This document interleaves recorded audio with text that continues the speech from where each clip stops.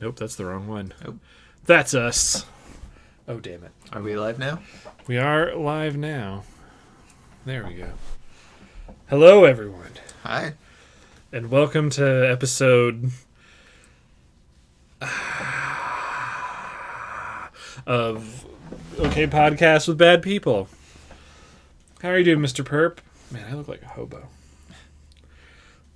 I can think of what number would you most associate with the movie Redline? Oh, man. Number one. Number one. Number one. Welcome to the number one episode. Inaugural. Oh, man. Okay. You get to test drive the bad haikus for cool people. You get to pick a word or a phrase, and one of us will write a haiku for you.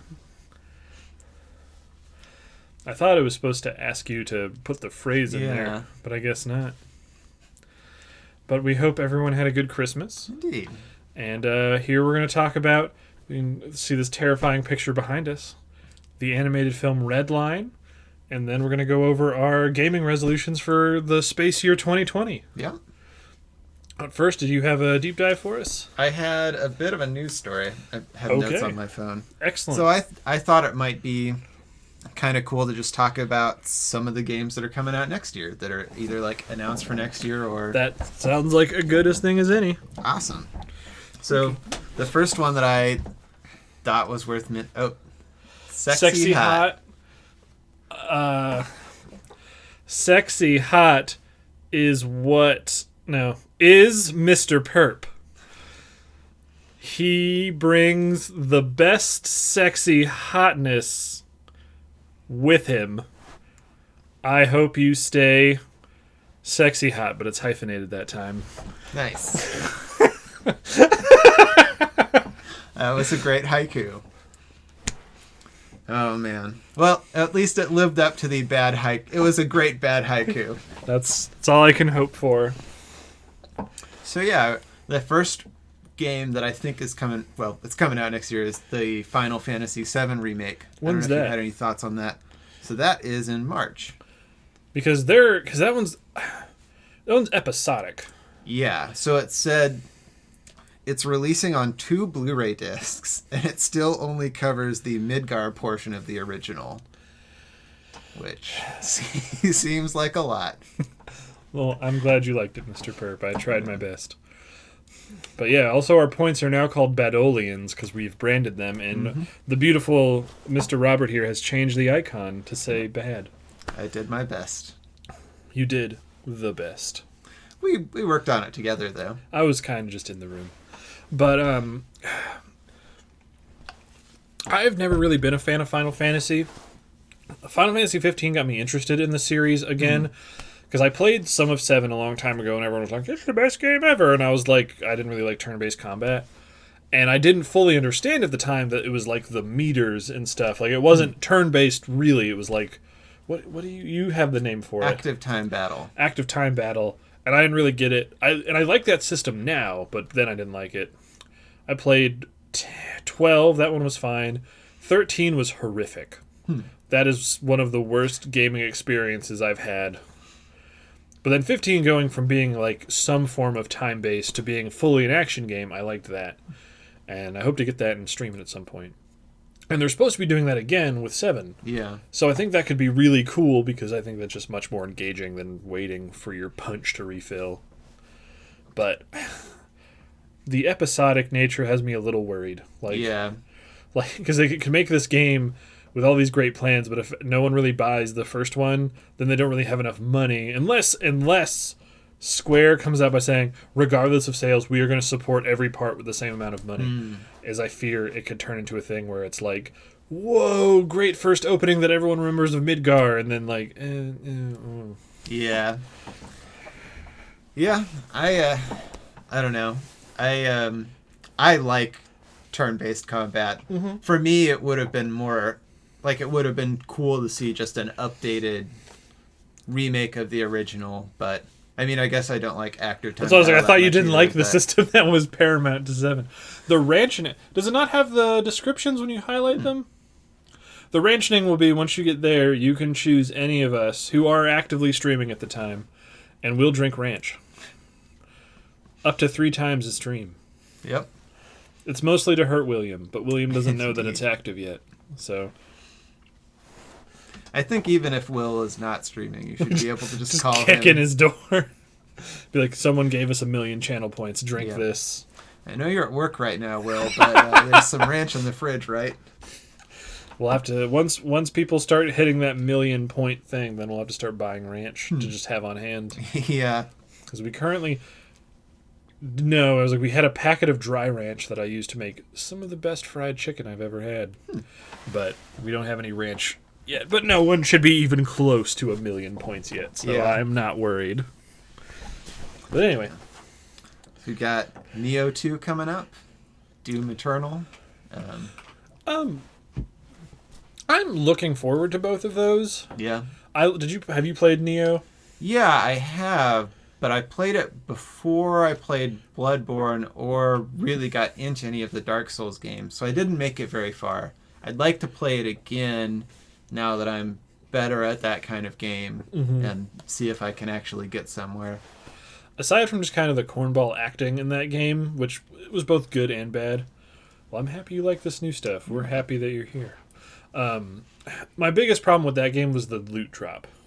I hate Diablo-style loot, where it's just like, I can get the glinty katana, and then someone could drop a glinty katana, but this one has randomly 4 more points of slicing damage. So it's like, I like the Skyrim or Elder Scrolls. Actually, not Elder Scrolls, I think. No, Elder Scrolls had a weird thing, but like Skyrim, where it's like, all iron daggers do this much damage. Because it makes individual items feel special, where if like I confetti murdered a dude in Neo and just pants and helmet shot out of him, I was just like, okay, now I have to look through all of these and decide which one's the best one. Yeah. And it really, to me, slowed the pace down. But I really liked the combat. I only really used the sword. But the combat felt good. The way you use your spirits was cool. But it looks like Neo 2, you don't play as William. And I haven't finished all the DLC, so maybe William dies in it. But yeah, it looks like you're playing as like a guy who's actually from Japan this time. That I kind of like. Yeah. It felt like a weird, like I didn't realize going into Neo that the character was not someone from Japan, so I was like, this feels like a choice that was maybe made just to get Western audiences to try it, but I mean, maybe it was also like, because it is a weird story, because that's all based on historical like fact. Like that guy was a real dude who became the first white ninja, not white samurai. Like he went there and then was brought into the service, and he was the only one, and he got really good at sword fighting. Gotcha. Like that's yeah. So it's a cool story, and it also does have the serendipitous approach of like, oh man, white people like white people. So yeah, Doom Eternal. I'm excited for it. Have you played the new Doom? Yeah, I did. I didn't like it that much when I played it. I feel like I'd like it better on a computer, though. I keep forgetting, because Doom to you is a unique beast. Yeah, Doom 3 was my first Doom, and it's the one I will forever love. Because it's like, even the other day, I was like watching this. Are you familiar with H Bomber Guy? Yeah. Okay, I was watching his review on Pathologic, which that sounds so much like a game I think you would like. I can't play it now because I watched the 2-hour review, just went over everything, so it's all spoiled, so it's not special anymore. But it made me want to play the sequel. But anyway, in that, he just like shits on Doom 3 as being this dark game where monsters jump out of... Oh, wait, no, it wasn't Doom. It wasn't H-Bomber Guy. It was Mandalore Gaming. Sorry, H-Bomber Guy. And just... People shit on that one for not being a good Doom game. But it's a good game. It's just not a good Doom game. But... yeah, Doom Eternal, I'm excited for because they're like, we're expanding the lore, which might be horrible. But it's also a game that I probably won't get like dozens and dozens of hours of gameplay out of, so I don't plan to buy it at launch. Yeah. Until this channel takes off and just everyone has 1 million channel points. And we're just swimming in cash and ranch. Yeah. But yeah, I'll wait until that's on sale. But I definitely plan to pick it up and play it because the new Doom was awesome. Well, another kind of weird one for next year is Half-Life Alyx. I don't have a way to play it. Yeah. Yeah. I don't know. I feel like Half-Life is kind of overrated. Oh, like, it was a great game at the time, but, like, the reverence that people still have for it. I just have a hard time imagining sitting around like dying for a new Half-Life. I think the big thing with Half-Life is like it's still an important game, and it's still a very playable game. The thing that has people excited, which I completely agree with and could be great with Alex, is every time a Half-Life has come out, it's come out when there's been this like new technology that's available, and people aren't really doing that much with it, and then Valve just blows it out of the water. Like, physics engines weren't really a thing until Half-Life 2 went, we just put a physics engine right up this game's butthole, and it's amazing. And we're at that point kind of with VR, where there's people who've made VR games, but there's still a lot that could be done, and this game looks like it's doing a lot with it. But, yeah, one thing the one really positive thing that happened when we went to go visit Kyle is I got to try on his headset, and it turns out there are headsets that I can actually wear comfortably and see in, which like when I played with some other people, like I couldn't get on my head wearing my glasses, so it was still blurry and I couldn't really see, but I could play. We played Keep Talking and No One Explodes for like an hour, and I could see perfectly with my glasses on, so I'm like excited now for VR. So we're gonna try to trick Evan when he gets like his very nice tax refund to just buy one for the channel.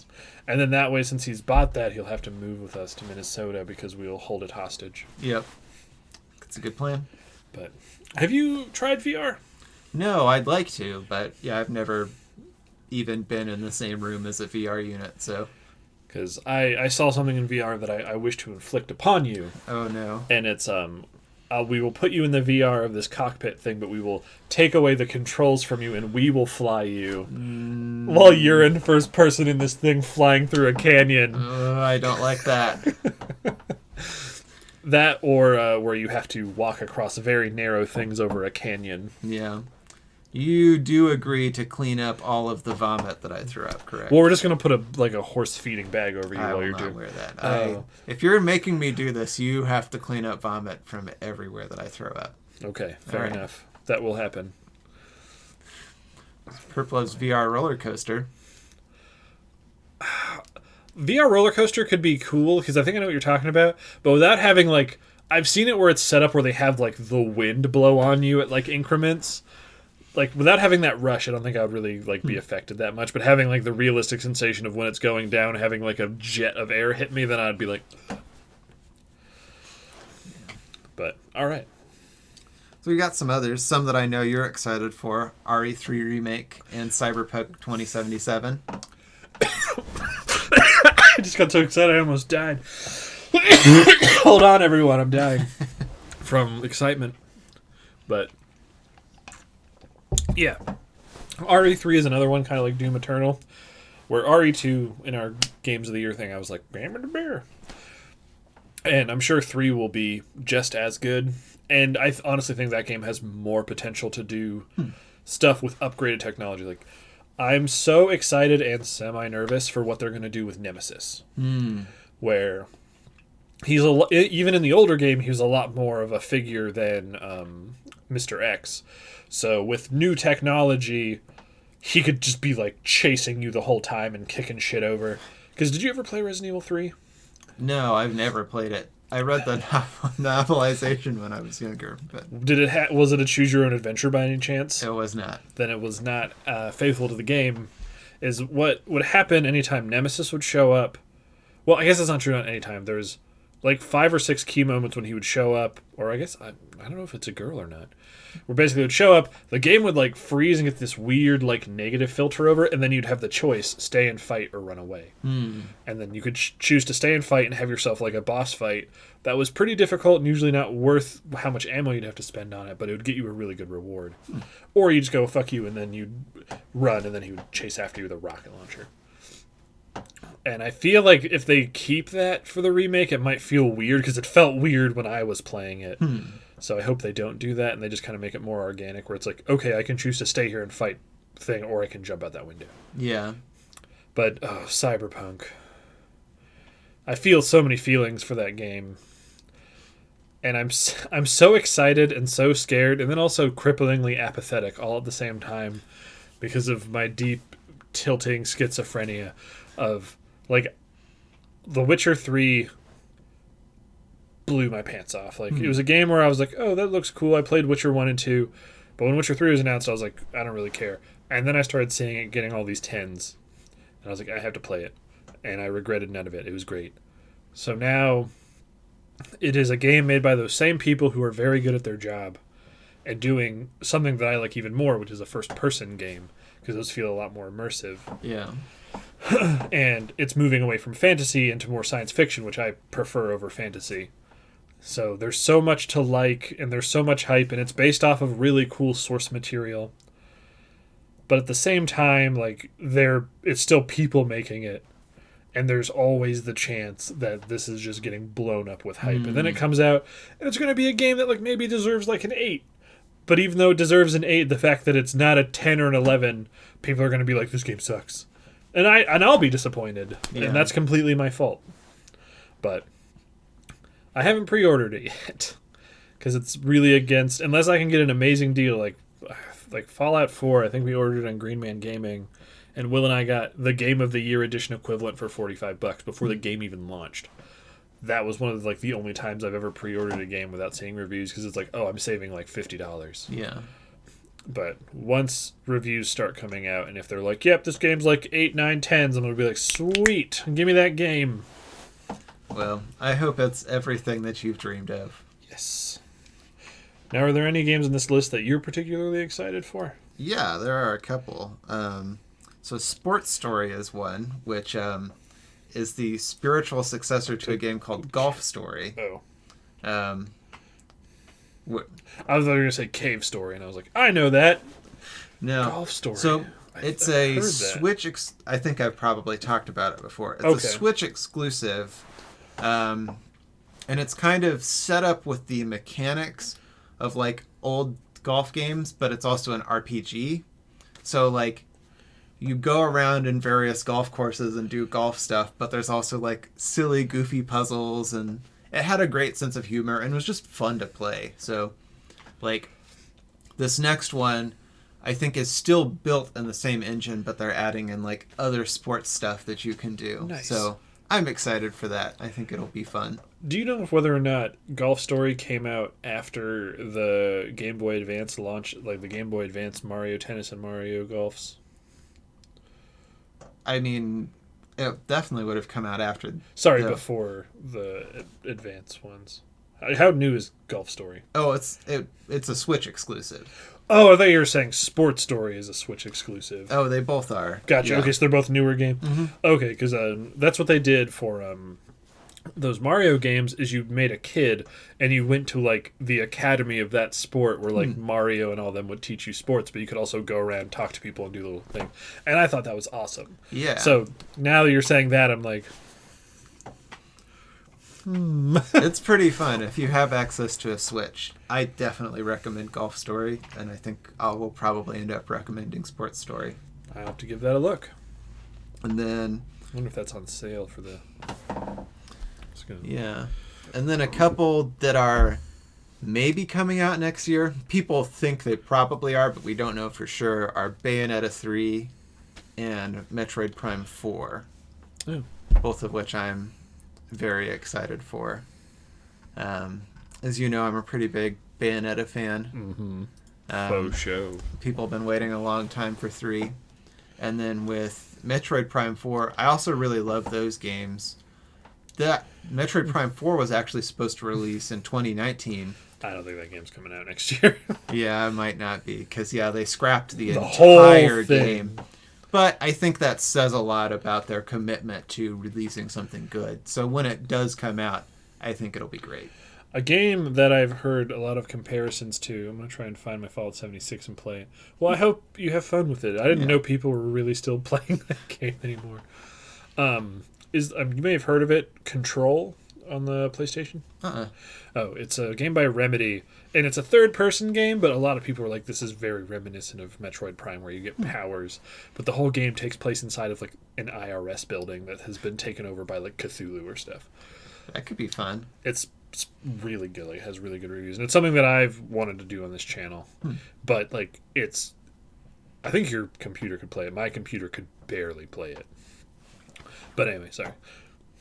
So yeah, I think last game worth bringing up is one that I know you're excited for. Although, is this the one that may come out, or is this one that's for sure coming out? I think this is one that we don't have a for sure deadline on, but they've said 2020 is Deadly Premonition 2. I tried looking that up, and it sounded like Deadly Premonition 2 was just like a remake of 1.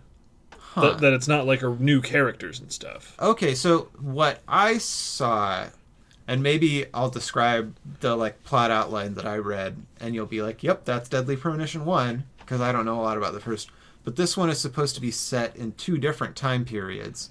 So it's one I think is in the 80s, and then one is in like 2019. And it's stories with 2 different detectives, and the stories converge over like the course of the game.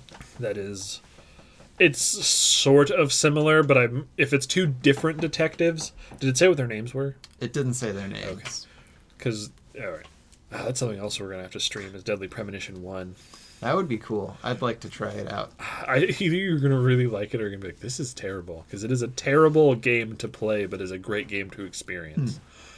Yeah, because the first one had stuff where like it was all the present of the game was always like in like now, but there would be portions of the game where you'd go back in time to the 70s or 80s, and you would play during like the period of when the town you were in was like getting really fucky. Gotcha.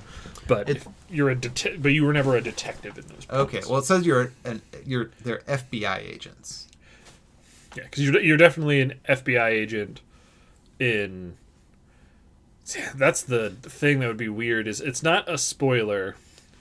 But, like, in Deadly Premonition, I can't remember if in the original release it was like this, but in the better release, which I think it's called, like, the Enhanced Edition or whatever, is the whole story is framed as it's Francis York Morgan, the character you play as, telling his granddaughter the story of it. And he's retired by that point because he's an old-ass man. But the ending of the game is great. And so, but I don't know if... So... It would be weird if one of the in 2 is supposed to be Francis York Morgan because he wouldn't be an FBI agent anymore. But yeah, if that is a real game that's coming out and is it being directed by Swery? I don't know. Is if it's not being directed by Swery and someone just cashing in on the Deadly Premonition name, I will be much more hesitant. But if they're letting Swery near games again, man, my pants are just falling off when I scoot back every time. I keep not fixing this problem and I'm scared. But, yeah, of all those, Cyberpunk by far is the one I'm looking forward to the most. Yeah. I only have to wait 4 more months, but, oh, man. I'm so nervous. I think we're supposed to be getting a new Shantae next year, too. Which, neat. As you know, I want it. I want to play it. As long as it's a good thing that you like, then... But, yeah, I think we... hit on everything. Wow, that's probably the longest opening we've done. Oh, yeah? That was almost a half hour long. That was a full episode of Harley Quinn, available now in the DC Universe. Yep. Sponsor us. Get Kelly Kuko on our podcast. Oh my god, she'd be so uncomfortable. She'd be like... Just stuck here. She's sitting like right here. I'm like, hey, Kelly. But yeah, we're going to talk about the animated film Redline. Yeah. I don't know why I'm not... Oh, that's depressing. Oh. I definitely know how that feels. Me too. Where it's just like, no, none of these things are scratching the itch. Well, I mean, this is a good time to feel that way if there is a good time because almost every game is on sale right now. So you can be like, maybe I want to try something weird and different. Maybe you want to try Golf Story if you have a Switch. Yeah, it's pretty great. I've been playing this game called Session, which is a skateboarding game for dumb idiots. And it's super hard, but I love it. Robert watched me play for like 5 minutes today, and I landed a grind and then into a pop shove it, and I had a tiny orgasm. It was genuinely awesome. It's like once because you're like, oh, that doesn't look hard, but then you like hold the game and you're like, oh my god. But yeah, Redline, to give I guess some sort of a plot synopsis, is an anime about racing so hard that you cry. But yeah, it's a racing story set in assumedly the future, like the far future or something, is that there's space travel and stuff, and it's like real life Mario Kart where people can race and shoot weapons at each other. And the Redline is the biggest race of the year that, like, according to the movie, I think it hasn't happened in 5 years. So it's almost like the racing version of the Olympics. Yeah. Where they pick a planet and then have a start and an end point, and then it doesn't matter what you do. If you're the first one there, you win. And the movie follows Sweet JP, the human guy behind us. Is he human? I noticed his ears were, like, big and pointy, kind of. I think he's human, but that may be just an assumption, you know? Like, there are a lot of characters who appear human in this, but are not human, so... And it's a movie that, like, the story in and of itself is not super interesting. Like, race good is fast or whatever. It's, to me, it's the animation of this movie is that 100% makes it. Yeah. Well, so I would say, I think I love the animation in this movie, too. I do actually think that the story on the surface seems really simple, but there's weird layers of complexity to it that I really like to dig into, because they're dumb, but also interesting and fun. Mm-hmm. I completely agree. Do you have a place you'd want to start? I mean, I guess we could just start by talking about, like, the animation and what makes it so cool to look at. Like, it's okay. It's animated by Studio Madhouse, who do some pretty cool stuff. Like Death Parade. I'm 99% sure they did Death Note. What were the other things that you said they did? They did Ippo and Yes, the which is Monogatari series. But, so one of the things that they do in this movie, and you can kind of see it in the picture that we've got in the background, is that all of the characters have these really intense shadows on their face all the time, and everything else also has just these, like, really intense shadows. And it makes it, like, Definitely. super compelling to look at, but also, like, there's a real sense of kinetic movement to, like, everything that's going on. This is, I think, one of the last big budget hand animated movies ever made. There's a good chance there will never be another movie like this, which is sad, but Financially responsible, I guess, because this movie cost so much fucking money. And it kind of bombed at the box office, didn't it? Or at least it just didn't do well. It didn't make its money back. Yeah. But it's kind of like a Shenmue situation where there was really no chance this like Shenmue or however you say it, for that game when it was released on the Dreamcast to make money, everyone who owned a Dreamcast had to buy 1.5 copies of it. Is that this movie was released in Japan. It took a really long time for it to come to the West.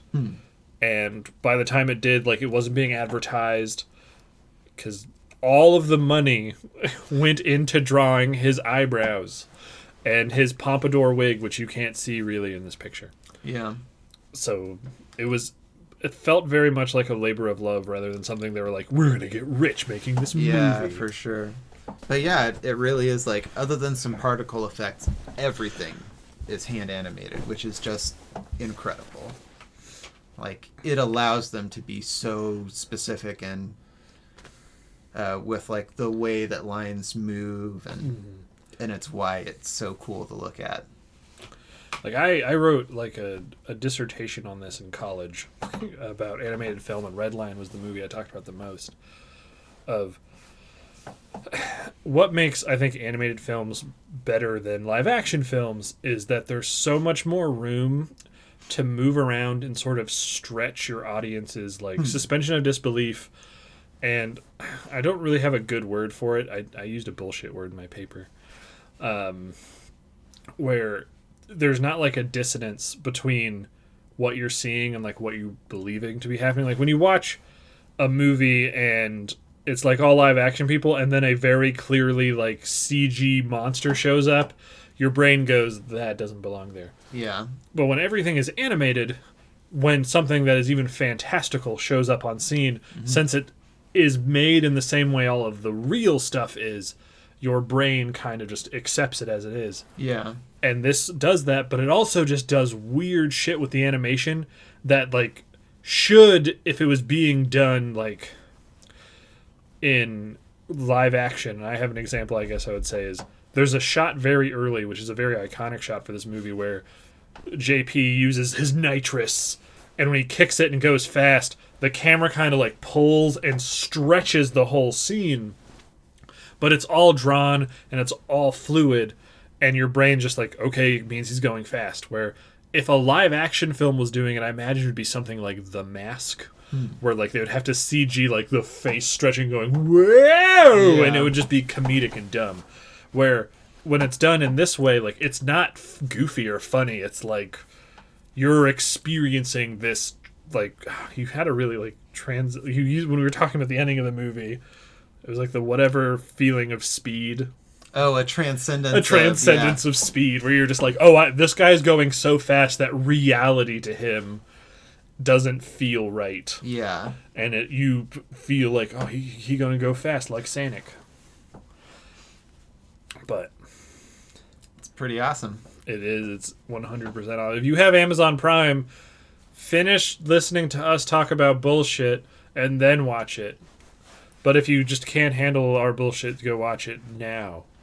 At least check out the trailer. I feel like... I don't think I've ever actually seen the trailer for this movie. I feel like if you see even some of the animation for it, it'll be hard not to be sold on, like, that looks cool. Because, to be honest, it doesn't feel like... What I think is also great about this movie for people who are like, I don't like anime because anime is weird. This movie is weird, but it also has a very Western appeal because, like, there's not... I don't know, like, the idea of racing cars in space sounds like a dumb Hollywood movie that someone would make. And they did. They made Speed Racer, and that movie sucked. But it is a weird mix of, like, Western and Eastern sci-fi. Like, it has, like, the cool spaceships and the fucking muscle car that JP drives when everyone else is driving equivalently, like, mechs. Yeah, he's driving a Trans Am. And that was the thing that sold me on this movie, was I was like, oh, these are all like gonna be weird space cars, and then it's like a fucking Camaro, and I was like, that's amazing. But yeah, then it has things where like someone's spaceship can turn into a mech where the pilots sit in the boobs. Yep. And they're also like J-pop stars, and that's super goofy and weird. But that's like in like 30 minutes in, so you've already kind of like, if you've accepted the movie so far, it doesn't feel weirdly out of place. Yeah. Yeah. I think, like, the character design and car design in this movie are also, like, great. Even, like, all of the main cast, all of the, I guess, like, B cast of the other racers, and then even just, like, the background aliens are all, like, really unique and cool looking. This feels like a place that is alive rather than a place that is drawn. For sure. That's like part of what's so cool about it too, is like even the characters, like none of the side racers really get that much screen time, but they all feel like they have backstories, and I'd like to watch movies about any of them. Most of them. I was like, I don't think I'd want to watch a movie about Machine Head. Like, I would watch Machine Head. I would want him to be in one, but like I feel like unless he seems like an asshole, so you'd have to be one of those movies where it's like you think he's an asshole, but he's really tortured. I definitely wouldn't really want to watch a movie about gory cop. I would watch. I think the bowl cut guys in the bug car I would not watch. They're the next ones I wouldn't want to watch. But definitely would watch Lynchman and Johnny Boya. That would be dope. Which I notice is weird is that they say his name is Johnny Boya, but when they do his, like, also everyone in this movie has a theme song where they say their name, and it's weird. Is they say Lynchman and Johnny Boy. They don't say Boya. Because I think boy when people in Japanese, when they say the word boy, they say Boya. So I think it's just supposed to be Lynchman and Johnny Boy, because like it's like superheroes, but they somehow just put the in the English for the name, but then when the Japanese lady sings it, she just says Johnny Boy, and I was just like, wait a minute. I also feel like the Super Boeens movie would be really annoying. Probably Like, true. I But don't- I would also watch it. I would watch a movie where they go to Planet Supergrass. Yeah. But I wouldn't want to watch a movie all about Planet Supergrass from the perspective of people who live in Planet Supergrass, because I'd just be like, yep, these are J-pop lesbians or whatever this world is, because it looks like it's only women. Yeah. Although it could just be those are the only people with power on that planet. But It's like even like in the when they're on the ship, when it shows their thing of them watching the race, it's all women in bikinis. Yeah. So I was just like, is this like an Amazon situation? and the movie doesn't answer that question. But I like that it asks it. Yeah, like there's a lot that this movie, it builds a cool world and then frustratingly doesn't expand upon it, because Yeah. you're just like, where are the next 8 Redline movies? Oh, if only. Once our planet takes off, once our channel takes off, we can be like Madhouse. We'll just give you $11 million. Nice. And then I will squander it. Wait, they'll squander it? Oh, we're giving it to them? Yes, I we're thought giv- you said you were giving it to me. No, and then I was you gonna were make it. You were Madhouse. Oh, okay. And then Yeah. they were going to be like, cool, we need another $90 million. And then I'm going to go, oh. We'll see what we can do. But yeah, like to me, honestly, I didn't think. I'm trying to think, like, really none of the characterization in terms of like storytelling and I don't think any of the storytelling or development is very good in this movie. It's not bad. Like, it's not like, oh, this is cringy writing, because it's, to me, this feels like a movie where it's like, I want to draw cool stuff, but I guess we also have to have writing in it for this to be a movie. Where, like, the fact that JP knows the other human lady character, Crab Sonashi. No, that's her ship. Is it Sonashi McLaren? I think that's correct. Which I was like, that's an interesting name. Like, is because it doesn't say they're from Earth, because it shows that the Todoroki and Miki are from Earth, but it's just like, do they live on a planet where basically everyone's all races are just breeding together? So it's Well, like, yeah, I don't think Sonashi is human, or at least completely human, but we'll talk about that later. oh man, I want to talk about that now. But like like they happen to know each other and they like are in love, and their love story feels to me forced. I actually really like it. Like, It's sweet, but like not enough is done, and it's like not shown enough of like where their relationship builds. You get one flashback, and then he's just in love with her, yeah. or he's at least pining for her. He likes her so much his eyes catch on fire at some point. Yeah, well, I guess the flashback sort of explains that, like, she, in a lot of ways, is the one who inspired him to start being a racer instead of just watching racing.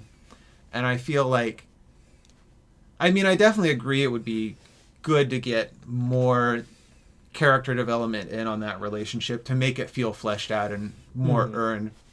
But at the same time, it never felt false to me.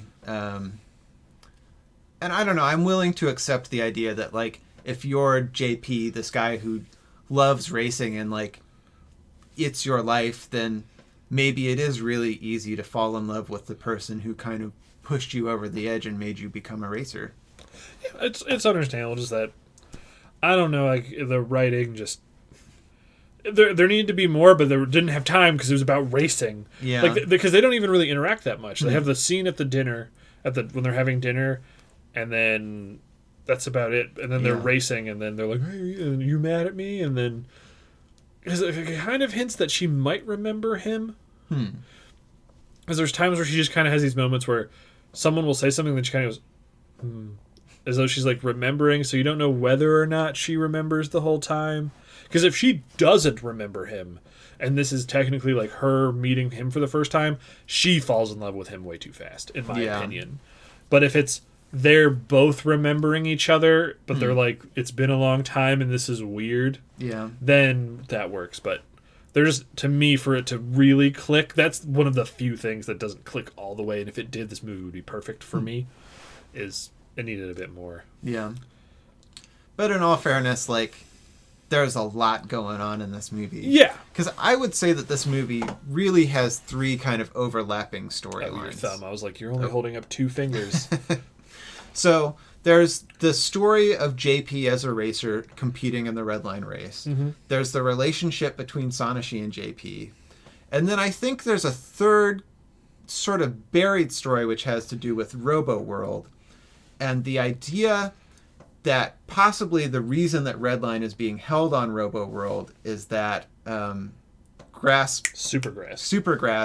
is trying to use the Redline as an excuse to uncover the like dastardly military doings of Robo-World and the secret weapons that they've got going on. And so there's like this whole other layer of the story which is dealing with Robo-World, which we have not talked about at all before. That's all we probably explain what that is. So the Redline race is being held this year on a world called Robo-World, which is like, I would say maybe comparable to like North Korea almost. I'm so happy because I have a thing I want to talk about with this, and my brain was using North Korea as the analog of today. Mm-hmm.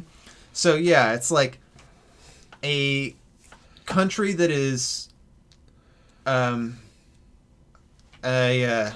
all of the power is really held by the president, who's like just one guy and isn't really a president in the way that we think of presidents. He's basically just the king. Mm-hmm. Or a dictator. Or a dictator of some like an sort. Yeah. He's like an authoritarian aristocrat person. Yeah, and he talks about democracy a little, or he talks about like spreading freedom, but you can tell from the way that people on that planet live that that's not what's actually going on. And then that planet has heavily invested in weaponry, and especially as you learn over the course of the movie, some illegal bioweaponry. But what ends up happening is like Robo-World was chosen with no input from Robo-World. Like it was like, surprise, bitches, we're having the race on your planet, and Robo-World is like, no, we'll kill you if you show up here. So that's actually how JP gets into the race. Is the two of the racers who were slotted to be in it were like, no, we're not going to go there and get murdered for racing. So then, it keeps cutting back and forth between Robo-World and everyone else, as Robo-World is like, well, get ready with our disintegration ray to shoot them as they enter orbit or hyperspace or whatever. And then just as it goes, you just see their evil just blow up in their face. Yeah. Literally. But, okay, now I'm just having the back of my head of like your weird theory of Sanashi not being human. And so you want me to talk about it? I don't know what else to talk about right now. So there's a fairly popular fan theory that I happen to subscribe to that Machine Head is Sanashi's father.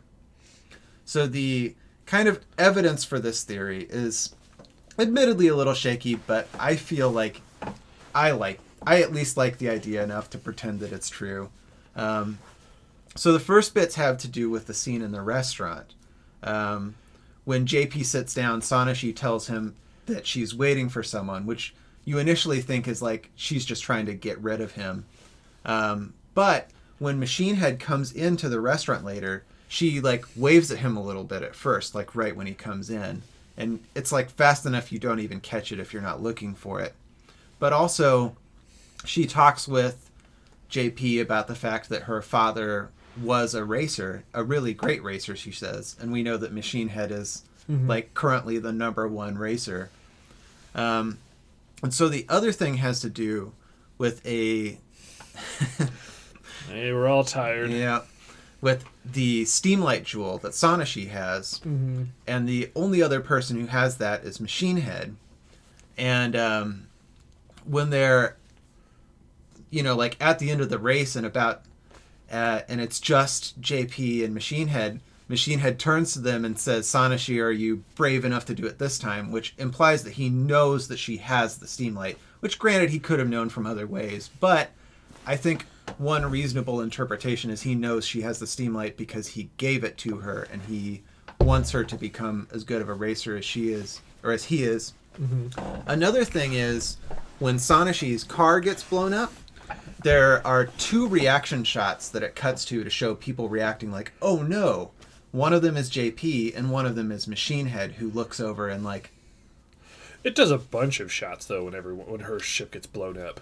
It does a bunch of shots, but I think those are the only 2 who look to me like they're concerned about the fact that her car is blown up. Okay, that makes sense. That's a lot of emotes. That's a cool theory, and there's not like enough for me to be like, oh man, but it's like, that's a cool fan theory. Like, I like that. Once again, if they just would have said that, that would have made the movie even cooler. Yeah, I don't know. I kind of like, if it is something they wanted to imply, I kind of like the fact that they don't tell you, because it's another layer of like things that are in this movie that you can catch if you're looking for them. So how does this prove Sanashi isn't human? Well, because she'd be half machine head. But Machine Head might be human. She said I guess that's because they just said true. he's cybernetic. That's just been improving himself. Fair enough. So he could be like a cyborg who just eventually becomes he's like Bicentennial Man, but for racing. I guess that's true. I had not thought about that. Okay, I'm. This is Jabrams getting you into Star Trek all over again. Yeah. Where I was like, but who's your favorite racer in the movie? I mean, it's got to be JP. Oh, okay. Well, aside from JP, then, because he's the main Aside character. from JP, Machine Head sounds like my brother at the shooting range. I don't know what that means. That's scary. Or bitrate took a huge drop at one point. I actually don't know. I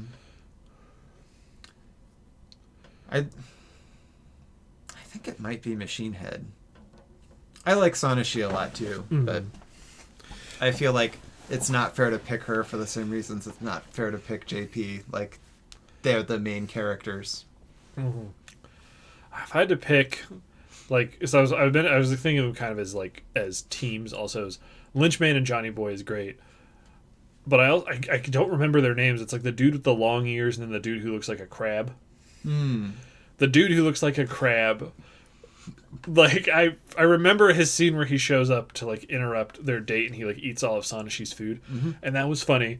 But then like when it's like before the race starts and it's like everyone like the equivalent of like the suiting up, whatever, and the blue guy like and him come up out of the ground. The blue guy's like, yeah, let's race, and then he's just in the background is flipping out. He's like, let's fucking do it, and like that was such a change from how he's presented when you first meet him that I laughed so hard the first time. And then he just freaks out like that more and more as the movie goes on. Yeah, there are some great, like, anime over-the-top, like, reaction emoting things in this movie. I'm trying to think of if there's any other main things to talk about before just getting to like, what was your favorite? What was my favorite? Your favorite bear? The ending is so weird of this movie. I don't know if we're ready to get there yet. Did you have anything in your mind concretely that you wanted to talk about? Nothing that's coming to me right now. But yeah, like the end of the movie, it gets down to Machine Head and JP / Sanashi because her thing gets blown up, so she climbs into JP's car because she's like, I want to see the finish line, which is also like she also probably just didn't want to get murdered, because I thought about like if any of their like cars got decommissioned, like they couldn't go anymore, they were just going to be hunted down and killed by Robo World people. So it's like true. She had to get in that car or she was going to die. Yeah. Which also kind of maybe puts a little dent in the Machine Head father theory, the idea is Machine Head cares more about racing than her daughter, so because he may look concerned, but he doesn't do anything to help her. Yeah. But I mean, maybe he saw that JP was going to help her and he still cares more about racing. Maybe, but yeah, so they get there and then they're racing, and the whole thing of like, because really only JP uses what's called golden nitro, where it's this little capsule he puts into this like weird piston water tank thing, and then when he clicks it and hits a button, it's like a super boost. And you see him use it at the beginning of the movie when he's at the yellow line race, and using 2 of them like destroys his car. Yeah. So he needs to be able to use 3 of them in this movie, and he uses 2 to get through, and then we were talking about this thing called the steam light.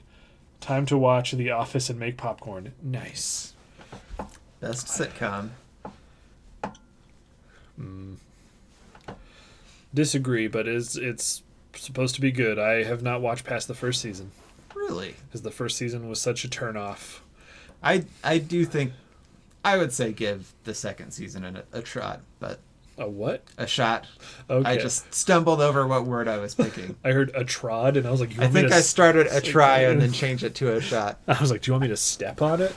Well, I guess if the turnoff was that Michael is so cringy. And I know, like, it does get better, but I also had so much of it ruined by, like, Reddit, so I've, like, seen jokes, so if I saw them now, I'd be like, oh, that was the Reddit joke. Yeah. But, so he uses the 2 nitro, so he can use one more, hypothetically, and his engine will still survive. But the thing called was it called a steam light something, or was it just called a steam light? I think it's just a steam light. Which ends up being, like, another sort of nitrous. But, like, 1,000 times more powerful or something? I think they said it was 100. But yeah, so they put it in there, and they use theirs, and Machine Head uses his, and they're just, like, going, and their cars are, like, getting ripped apart, and, like, their eyes are bleeding from how fast they're going. But Machine Head's whole deal is he is his car. Like, he plugs himself in, so it can go a little bit harder. And also, his car is comically huge. Like, I think it gets bigger as the movie goes on. Well, I think when he eats the steam light, it Oh, gets okay. bigger. Yeah. Because it looked like when he's like, I am the Platinum Nitro God. Like, it looks like it actually falls apart. Like, it breaks away to get faster. I don't know. It reminded me of the Mammoth car from Steve Racer from Speed Racer. Are you familiar with that?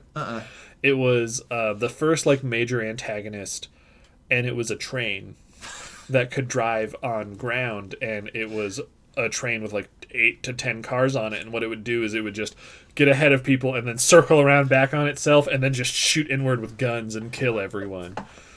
So but only Speed Racer could not die because he could it's not on Netflix, it'll be on Amazon Prime.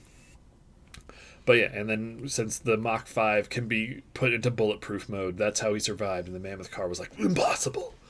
And then everyone on the Mammoth car dies because all of the villains in Speed Racer died. Like, all the time. Like, I didn't know that. I didn't internalize that until I watched episodes earlier. It's like, oh, wait, that guy dies. That guy dies. And there's always, like, and it's always they get killed by their own hubris. So it's not like Speed Racer's like, which would have made for a more enjoyable experience. But, yeah. So they're using their steam lights and they're going...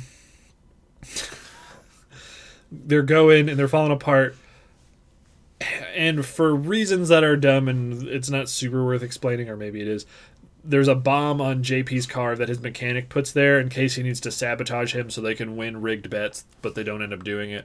So the bomb is there at the end of the race. The bomb goes off, and the force of the explosion blows apart their car, but because they have I'm pretty sure it's the power of true love. Like, yeah. Because they say...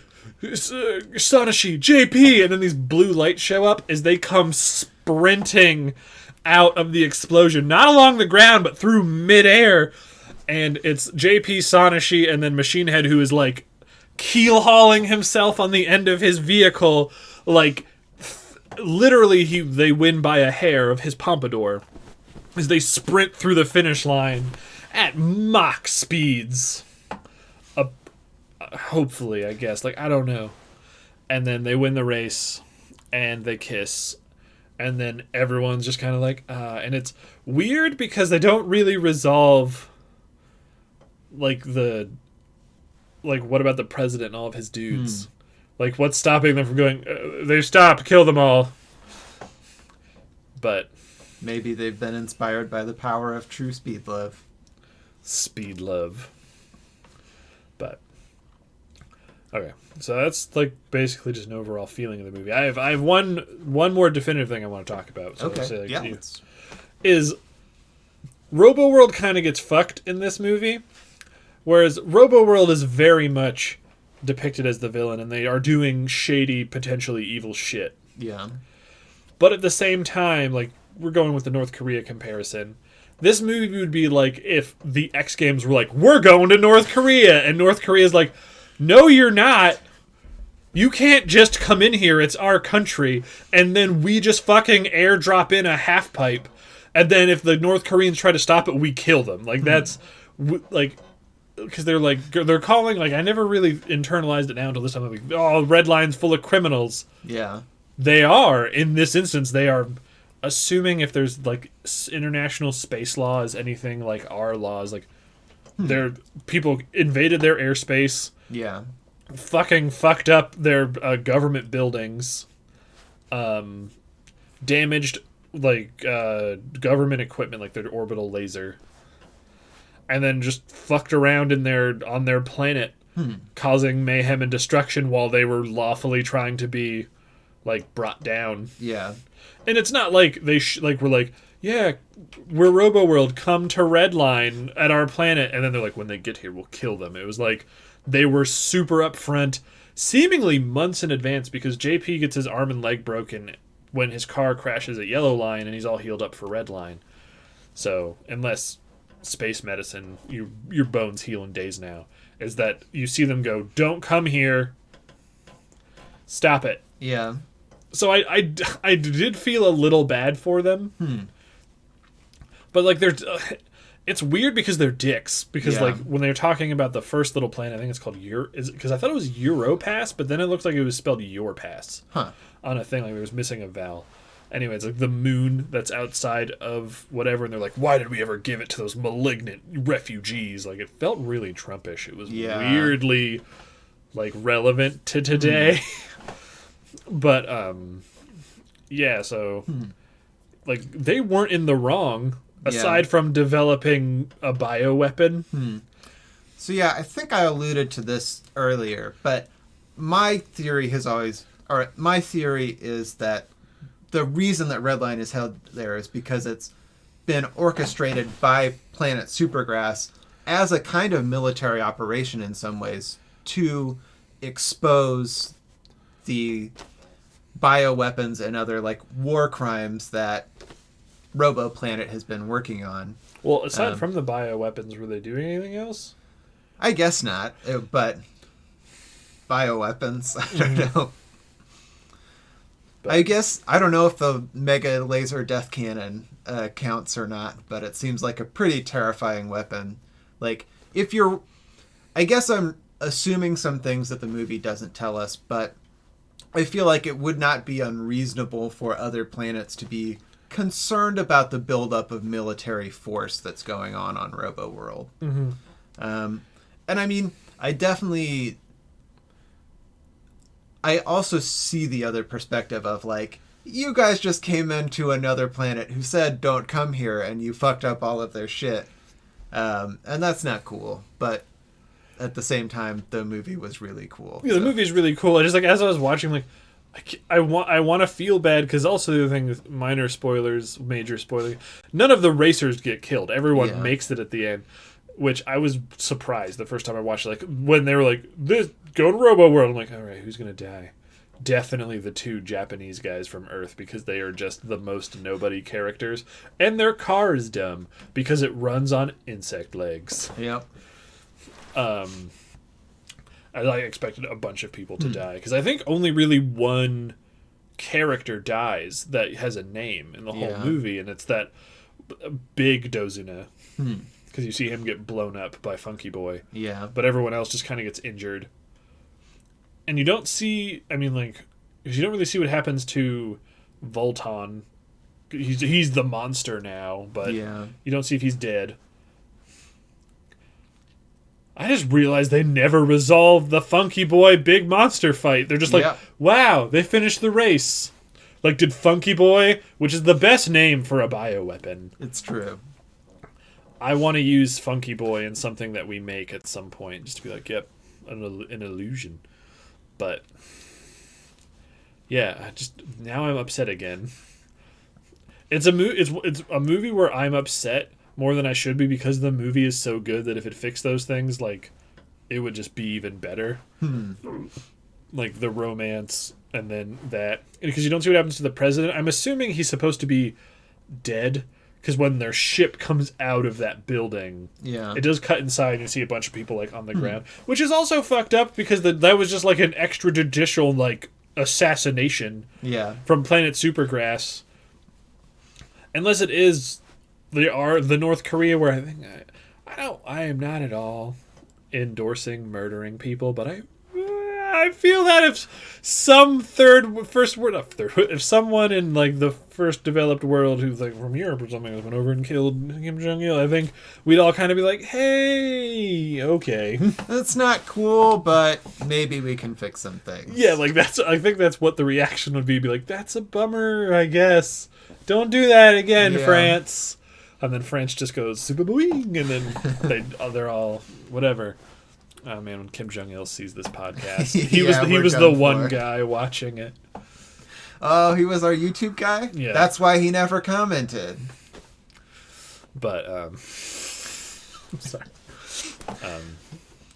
But yeah, that was just something I realized. I was like, oh, yeah, RoboWorld's fucked. And the other thing is like RoboWorld doesn't say like we're gonna use this to take over the planet, so they're never really shown as being evil. To me, like, it felt more like they made an illegal thing, but it was more like for when shit eventually hits the fan, we're gonna be like, haha. Because I know our government, we've done and we are doing illegal some shit, pretty bad things. Yeah, that if it ever got out, we'd be like, oh yeah, we also did these things. But yeah, once again, I feel like the writing was very secondary in this movie. Yeah, I'm willing with Redline to say like it's just an assumed part of this cartoon universe that these guys are evil. Yeah. It also bummed, like, the name RoboWorld was just kind of boring. And also, like, they weren't even all robots. They were, like... Robo people. They're cyborgs. Cyborg people, yeah. Something, yeah. And the weird aesthetic of, like, flesh and machine on their world was really cool. Yeah. Like, I never noticed until this viewing that their hyper disintegration ray... like pulsed like a heartbeat when they turned it on. I was like, yeah, that's gross, but also awesome. I know it's in games and stuff like I don't know, have you ever played the original Prey?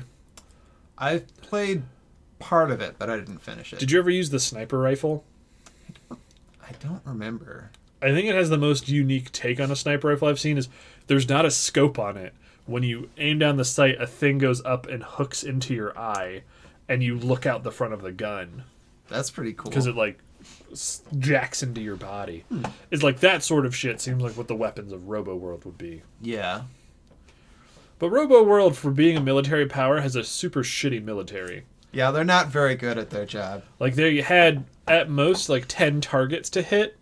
And the first scene of them airdropping, they are airdropping through... like a reverse upwards blizzard of bullets, and they don't hit anyone but one random camera car. Yeah. That's not designed for being very agile or military defense, I'm assuming. Yeah. That's something that I find funny about this movie is the fact that the camera cars can keep up with the race cars in a lot of the scenes, which like are presumably supposed to be the fastest things ever, but it's just a little goofy detail. The weird headcanon I had of that is like because I've seen other things that are about that is like they can sync with their speed because like they're get within I don't know what I'm explaining. I've seen in other sci-fi stuff where it's like how like hyperdimension speed is actually going is that only the lead ship is going at light speed. Well, they're the ones that have to have the ability to go at light speed, and then everyone following behind them. Basically, like, when you draft behind someone, you're drafting through time. Gotcha. So I was assuming that they were drafting behind them, and that's how they were able to keep up. But that's also just weird headcanon stuff. I still can't get over how fucking stupid and awesome the skipping stones scene is with his car, where he noses, which... when JP noses, like, it goes so hard that, like, his nose explodes with blood. Yeah, and his car will always, like, jump around all crazy, like it looks like it should just go off the track in an explosion. His axles are, like, have to be made out of rubber. Yeah. Because, like, his wheels are, like, coming out and bouncing around. Man, my hands look so much fatter on camera. Like meat fingers. But he... because how does he get the spin started? Does he just, like, hit the brakes, or does someone, like, get him? Yeah, I don't know. But he somehow just basically noses while going up the side of a wall, turns upside down, and spins, and is able to put the forward motion of the nos into rotational force to skip across like a dam lake. Yeah. And then at the end, get control and land it without all of his skin being on one side of the thing while all of his bones are on the other. Because he's just the best racer. Because he's Sweet JP. Indeed. Because he doesn't use weapons, and that's why he's Sweet JP. Yep. And also, JP is the abbreviation for Japan. Because they're Sweet Japan, and they're not allowed to have a military. This whole movie is an allegory. Perhaps so.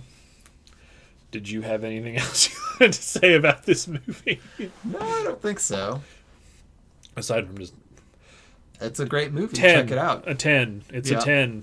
It's a CJ 10. Even if you don't love it, you've never seen anything else that's like it. So...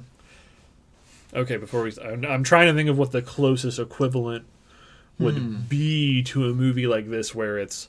The art is... Because I wouldn't call the art in this, like, pretentious and weird. Yeah. Where... Like, I've seen art animated films that are, like, weird. This is just... almost feels like manga art in a lot of ways. Like, it's like you're looking at the page out of a manga where you have an artist who's so talented that even in a still image they can translate a real sense of momentum, but like now it's actually animated and moving, and so it's like that level of cool. I'm sure you're familiar with this term, but it's a term that's used in anime. It's called sakuga. I'm sure I've heard it, but I don't know what it means. Sakuga, which I used to know what the word, like, because it's a weird translation, is it's when you watch an anime that normally has a certain anime style, it's kind of like functional, but then sakuga is when you can tell the budget has ramped up super hard and the animation like will change and become very fluid. A very famous example of this is, if people watch Naruto, is when it's before Shippuden. It's when Naruto and Sasuke fight each other. The animation for that fight scene looks drastically different than anything else. Like, you can tell like the waters are having individual ripples as they're running across it. All of their punches and stuff are animated individually, and the body movements are very fluid. And like normally when they're going fast, they kind of do this like this stretch thing to show they're going fast. They redline it and they show all of their faces. They're like forward tilt ninja running at each other. One show that had some good sakuga a couple times, but not nearly enough this time, was this wrestling. And oh man, are we just gonna... damn it, we're not gonna talk about video games anymore. We're gonna talk about the animes of 2019 that we recommend to everyone. Is this isekai. I was like, isekai anime where this lucha libre wrestler gets brought to a fantasy world, where normally there's not even that much fighting, or if there is fighting, it'll be like he'll grab someone behind the waist and then it will literally cut to just him doing the German suplex like it's already been done. Yeah. But there's like an episode where he goes and fights these orc dudes, and he's like Ric Flair chopping them, and it's all animated and their faces are really intense. Redline is like 113 minutes of sakuga. Yeah. The whole time. Which, when I heard I had heard figures, and I have no idea how accurate they are, but I believe them, is the Naruto Sasuke fight in that, I think it's just one almost full episode, is that one episode had as much money as the rest of the season put into it. And just that, for a whole movie, if you're just like, I want to see weird, cool shit. And would you say this movie is all confusing? Like, is there parts that are like, that doesn't make any sense? I don't think so. At least not on the surface. There are things that you can dig into and be like, that doesn't make sense. And then some of those, if you dig even deeper, start to weirdly make sense. But there's also some things that are loose ends that don't get tied up. But yeah, it's not confusing. It wouldn't be difficult to watch. Yeah, so this is just something you can, like, I don't want to say turn your brain off, because I always want people to engage, but I don't think I'd want to get high and watch this movie, because I'd be like, I could get high and watch this movie, but I think I'd be scared, because I'd just be like, yeah, colors. I would watch someone watch this movie who was on LSD. That'd be an experience. But it has to be like the first time they've seen this movie. Yeah. And it would have to be in a chair that I can run up behind and shake them in the darkness. But anyway. So that's this movie. Watch it Yep. right now, Mr. Perp. Sorry you had to click on some weird shit. But yeah, we're going to finish up the year of podcasts by talking about next year. Yep. So we're boomeranging about to the start of our podcast about what our gaming resolutions for 2020 are. Mm-hmm. And do you want to start or should I? Either way works. I think I had 3 resolutions. So. Okay. Well, if you'd like to take it away, All right. So my first resolution is, as you know, we've been playing Dark Souls 3. I've been playing Dark Souls 1. I want to have beaten all the Dark Souls games before the year's over. That's better than all of my resolutions. Yeah, they're great games. I've been having a lot of fun playing them, and it'd just be cool to have experienced them all and cool to be able to say I'd beaten them all. I want you to finish them all, and then I want to talk about them on the podcast. That would be great. Because for a very weird side tangent about this is you have played Dark Souls before. Yeah, multiple times. But would you say this playthrough of Dark Souls 3 has been the first time you've really gotten into it? Yeah. Yeah, well I've gotten really sucked into it before, but I was always playing builds that were not working very well. And so it was always a very frustrating, slow, grindy experience for me. Whereas this time I actually am having fun, and even though there are some parts that are hard and where I get my ass kicked again and again and again, I'm having fun, and I'm always I know that I can beat this and move forward. And so just the fact that it feels winnable is pretty great. And consider because you did in 3 you're doing a strength build, and 1 you're doing a strength build. Mm-hmm. I'm assuming in 2 you're going to want a strength build. Maybe because I hope you don't get burned on strength builds, because 2 is when strength builds are the most they ever were. Gotcha. And there's an ultra great sword called the Great Sword. It is the best it has ever been in 2, and if you are going for a strength build, I recommend it more than anything else to just do that and smack dudes to Narnia. Well, that sounds pretty fun to me. But my first one, which all of mine are kind of loose because I didn't write them down because I'm not a professional like Robert, is kind of stealing this also from something I heard in a Zero Punctuation video years ago. I'm going to try to make a very, very deliberate effort, so long as I have time and financial resources, to try to play games that come out, well, maybe not come out next year because they'll be more expensive, play games that are outside my comfort zone a little bit more. And I would say that I have a pretty big comfort zone. The big games for me that I just normally get turned off on are really any real-time strategy.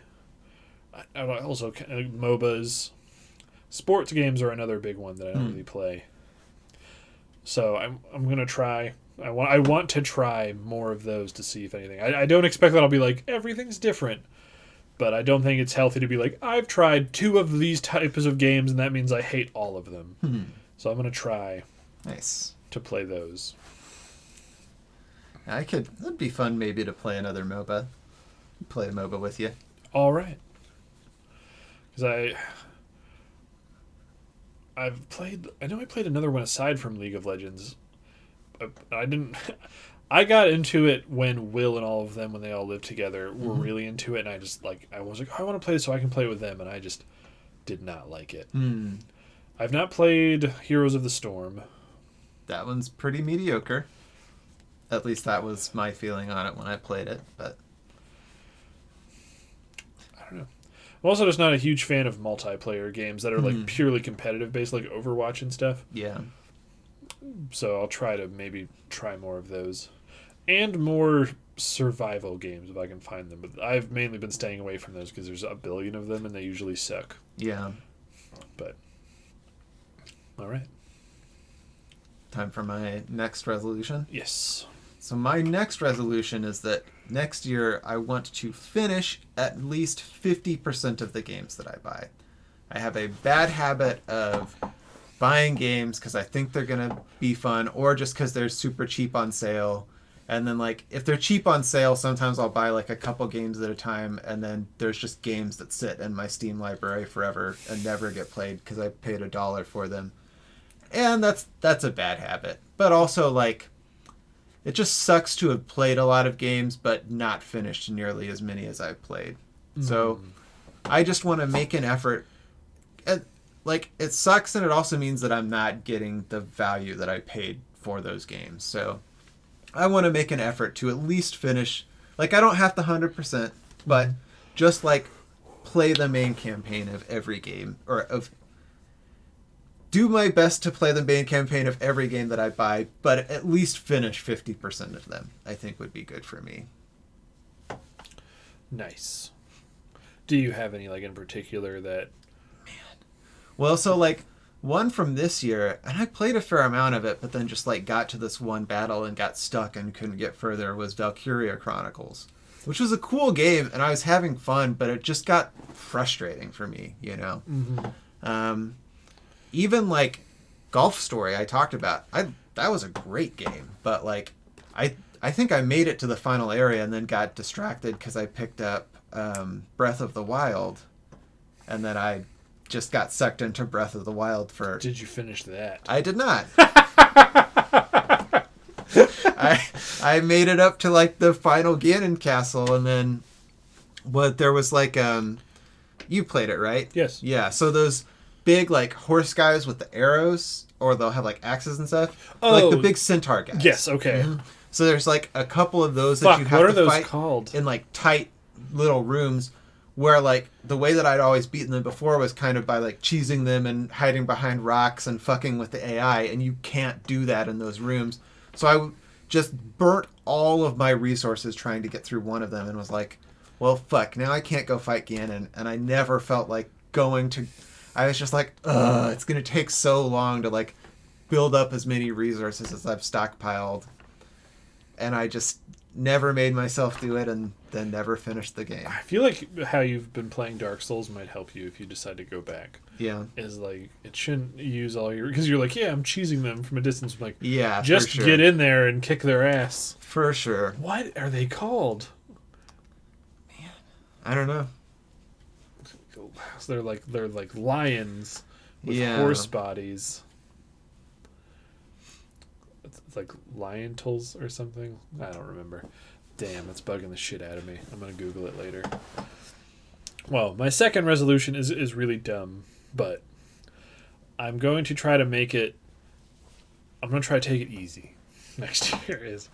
I notice when I play games, at least when I'm on the stream, I'm going to try to take it easy. I'm like, boom, hardest difficulty. I feel very pressured to pick the hardest difficulty because, one, I want to show off as a gamer, so that way, I'm more worth watching if I'm playing on the hardest difficulty because I'll overcome it. But that creates two problems. One, I'm good at games, but like I'm not a Superman, so when I'm starting a game like Star Wars, I just end up dying a lot. And I have the mentality to push through, but at the same time, aside from like Mr. Perp, no one's gonna keep coming back and be like, this idiot just keeps dying in that one room over and over again. Yeah.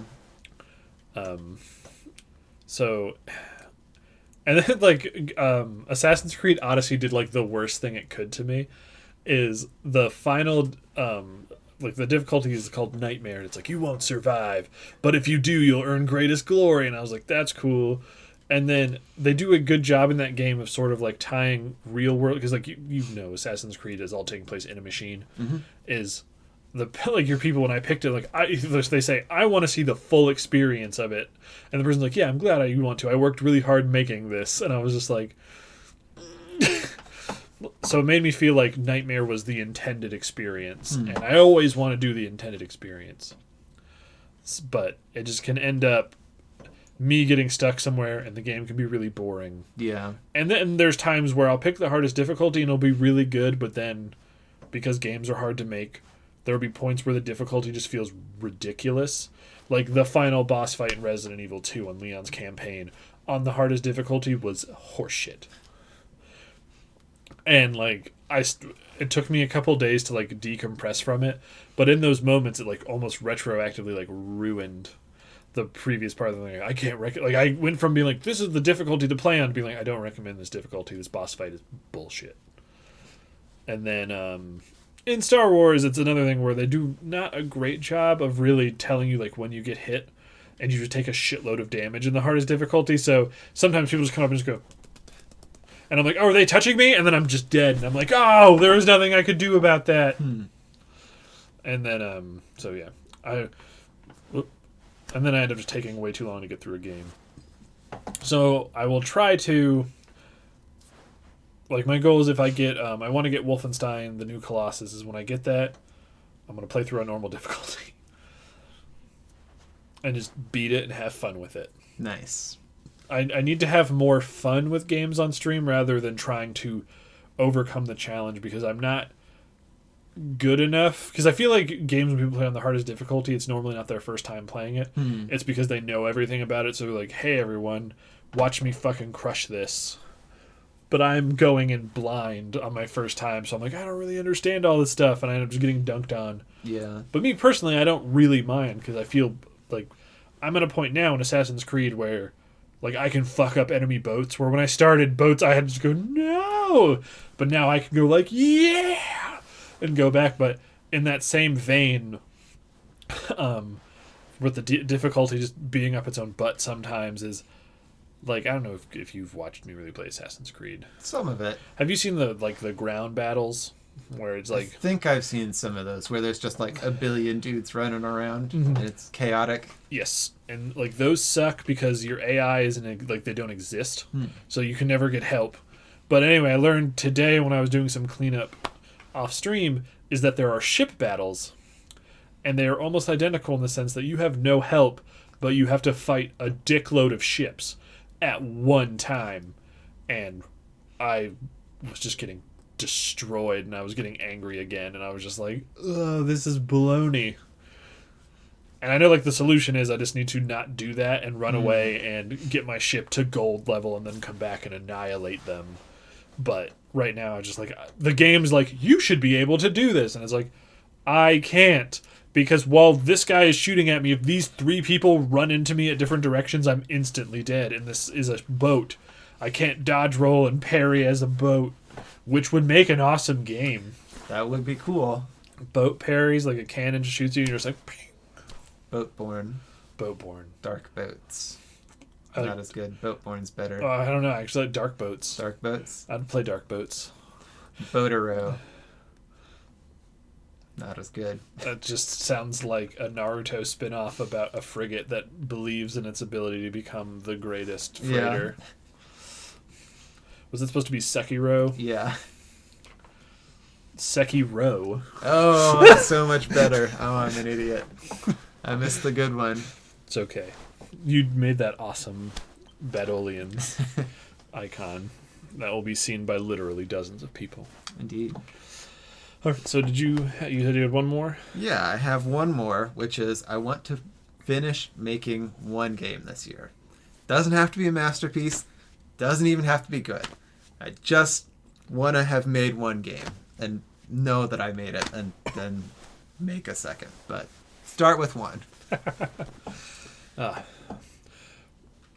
know we had talked about working on one, but then I just started getting sidetracked with this and writing D&D. So do you have one that you're...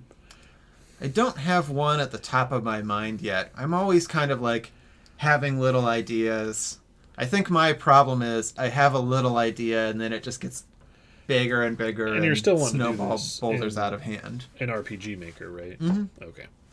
Just because that's like, if my goal is just to get something made, that's a program I already know how to use and do some fun things with. I think that was one of the biggest problems, like working on an RPG Maker one, is I know there's things I want to do, but I'm like, you can't really do it, and I have to like think around the engine, which to me feels creatively stifling, but at the same time it's also a bullshit excuse, because I'm just like, even if I could use Game Maker Engine, I don't know how to fucking do that in Game Maker Engine. I know it's possible, but I don't know how to do it. But I think that's a good one. Yeah. And I think you can do it, because you made that Badolians thing in like 4 minutes. It was a little longer than that. Exactly 4 minutes. Because my excuse is also not really about playing games. Not excuse. Sorry, my resolution is not about playing games. It's I want to be less shitty next year about games. Like Will play a game, and I'll just be like, "Why are you playing Monster Hunter? You're just doing the same thing over and over and over again." And which brings me to my weird subclause of this is my secondary resolution. This one is to not play any Skinner Box games next year. Like, if someone's like, look at this live service, whatever, just be like, no. Those are a waste of time, in my opinion. But Will really likes those, and that's perfectly fine. It's not fine when he has other stuff he needs to be working on, and then that's all he ends up doing. But anyways, to just be more not a dick, like I know one for me that I feel that I get probably more not upset, but like I'm more negative than I need to be, but I also do it to exaggerate in comedy effect is like Undertale. Is I really like Tim Rogers from Kotaku, and he did like a set of videos, and one of them was the top games of the decade, and he gave like the number 2 or 3 spot to Undertale, and I just was like, that's bullshit. But I don't know.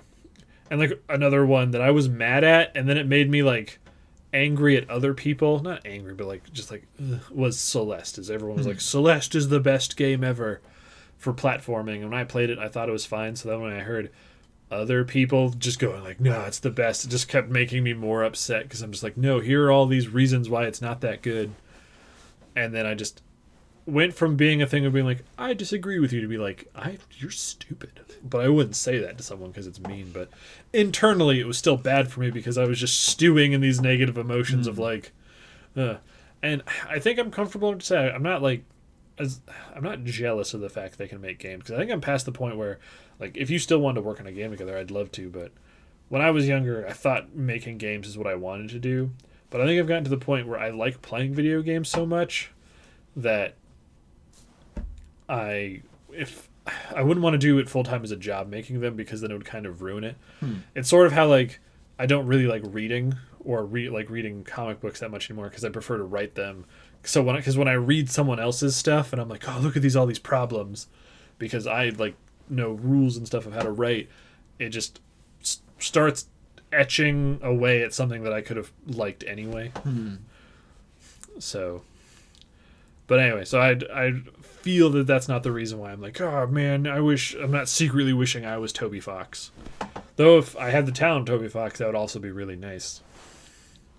But I don't know. I just need to put my attitude in games towards more constructive stuff than just being like, which I still feel that I'm better than a lot of people who get really angry because they're like, you can't put girls in World War II.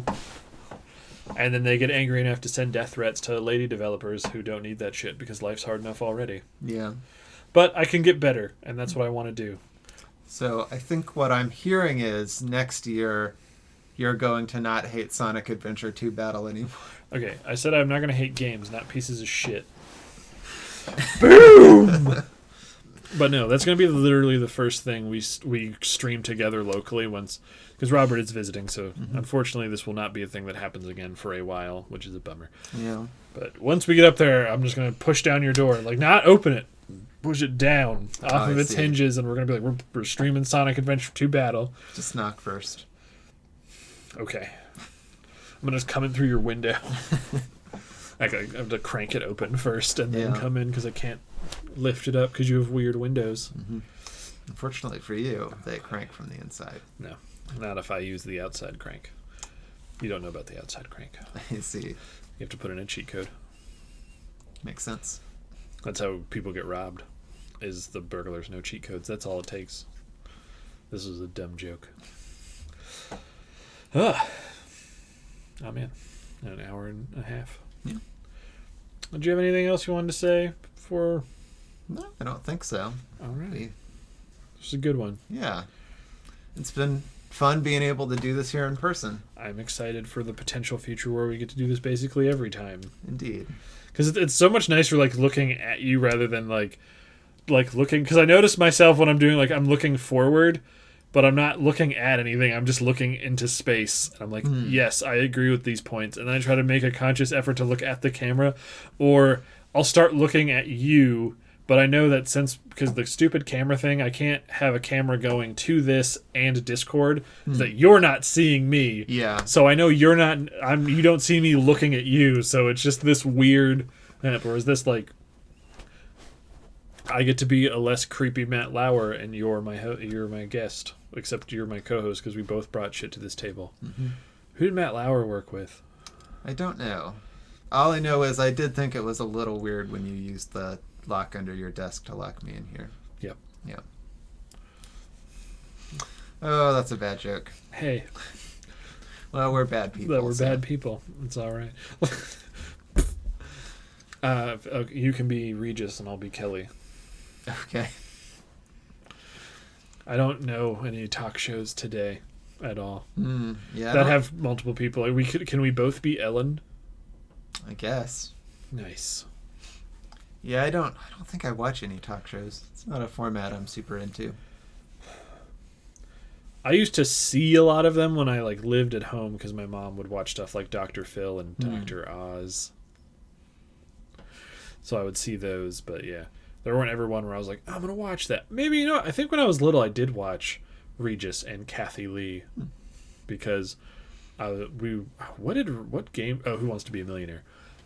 We'd watch Who Wants to Be a Millionaire at night, so that's where I started liking Regis Philbin. But then I became an adult and was like, why am I watching this? But all right, so are we doing a podcast next week? Yeah. Okay, so what do we want to do? I don't know. I guess we need to pick a movie. We do need to pick a movie. I think a couple weeks ago I had recommended Exit Through the Gift Shop, and I still think that would be a cool one to talk about. But if you're not interested how would that, you watch it? I couldn't find it anywhere. Oh, really? I had because it used to. Well, I'm not surprised it's not on Netflix anymore, but it's not even on Amazon. At least, ow! Get off my pillow. Because it's not an obscure movie. That was like a pretty big documentary. Yeah, because I guess I have to buy it on Amazon. Gotcha. Maybe that's what it was. Maybe I saw that I had to pay money, and I was just like, I don't want to pay money. If I send you some bits, it's even more now. It's $4 just to rent it. Huh. I'm fine with, as of right now, saying yeah, that's the thing, and I'll try to. Yeah, we can watch it. Okay. I mean, I'll figure a way to legally watch it. All right, perfect. I think we'll have some interesting things to talk about with it. So. I'm sure, because personally, I think people who do graffiti are assholes. Like most of the time, because I've seen people who like just tag the side of buildings that I'm like, that's not your building, and what the fuck is wrong with you?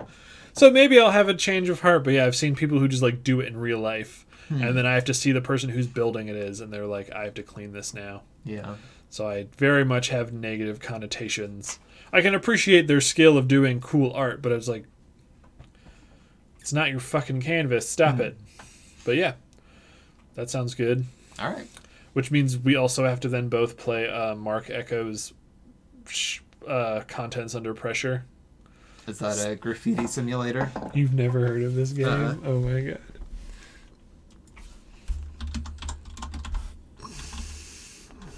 Mark Echo getting up. Contents Under Pressure. This fucking game. Oh, that looks not great. It's actually not bad. But it's a weird parkour, semi-open world GTA combat game that is all about tagging. Man, what is the main character's name? I think he had a dumb name. Because they all go by their, like, handles. Yeah. What's his name? Well, it looks like it's 75% off on Steam. Oh, his name is just Train.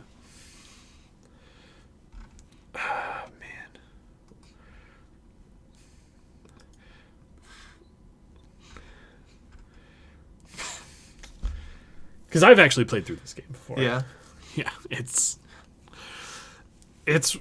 one of those weird games where, as being like a white guy that's grown up in the suburbs, and I wouldn't even say we're even middle class, we're like lower middle class, but we're not from the ghetto. Is that it just feels weird trying to like ingest it and be like, yeah, this is my struggle too. Yeah. And it was a game, it's like, I don't know. It was a game that made me feel weird. Like I was, it felt like by playing it, I was trying to pretend like, yeah, this is my life too. And I'm like, But yeah, you do breakdance fighting. And the final fight is on top of a Zeppelin. That's pretty dope. It's a weird game. Okay, so we got through the gift shop. Do we want to tentatively plan to have Kyle on and talk about Skinnerbox games? Yeah, we could do that. Nice. But yeah. Cool. Awesome. And we only have one viewer, so we're not even going to raid. So we'll just say, yeah, so tomorrow we'll get back to normal streaming. And then next week, I don't have any shifts for my job, which sucks for money. But I'm just going to be streaming just all the time. So the stream schedule won't be completely accurate. I'll just probably be off and on just all day. But tomorrow will be a normal day where in the morning I'll be doing Assassin's Creed. And then in the evening we'll do Star Wars again. Because I'm still home alone. Don't come rob me. Unless you're going to kill me, then that's fine. No, don't do that. But anyway, thank you, Mr. Perp, for stopping by. Yeah. I hope you are not tired and you found games that you liked and you are not emotionally scarred by the weird shit you clicked on while looking for Redline. But until next time, bye.